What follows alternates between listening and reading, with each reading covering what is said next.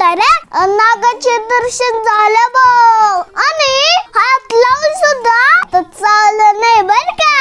कोण आहे माहिती का तो? चल तुम्हाला सांगतो. रोम रोम भाइयों, सिस्टम पार देंगे. आज दुसरा श्रावणी सोमवार होता म्हणून आम्हाला जायचे होते सिद्धेश्वराच्या मंदिरा. मग काय निघालो भाऊ. चलो जाता जाता लई बॅनर दिसले बाबा म्हटले 9 ऑगस्टला आदिवासी दिन आहे, ही त्याची तयारी सुरू आहे. पटापट गेलो मंदिरात. पहिल्यांदा गाडी बिडी लावली, गाडीवरून टुमकून उतरलो चलो आणि डायरेक्ट गेलो माझ्या आवडत्या मारुतीरायाच्या मंदिरात आणि म्हटलं मला 12 हत्तीचं बळ दे, ताकद दे. तिथून लगेच नंदी महाराजांचे दर्शन केले आणि डायरेक्ट घुसलो सिद्धेश्वराच्या मंदिरात. आतमध्ये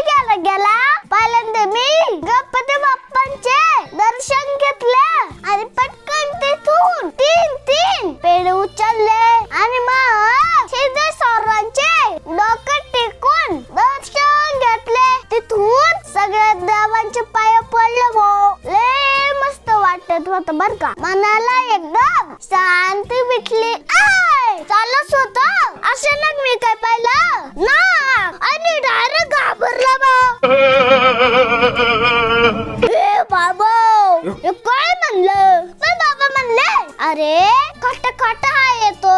मग मी गेलो जवळ, हात पण लावून पाहिला. मग जरा मनाला धीर आला. मग त्याच्या पाया पडलं आणि पुढच्या दिशेने प्रस्थान केले. तिथं प्रसाद म्हणून खिचडी वाटप चालू होती. मग मी बाबाला म्हणलं मग घेतली बघ खिचडी आणि खाली पोट भरून. त्यानंतर बाबांनी मला सांगितलं की हे मंदिर हे माडपंथी शैलीतील आहे. यादव घराण्याच्या काळातील हे माधवी पंडित यांनी ही शैली प्रगत केली आहे. तेवढ्या रथाचे चाक पाहून माझ्या अंगात बाहुबली अवतरला.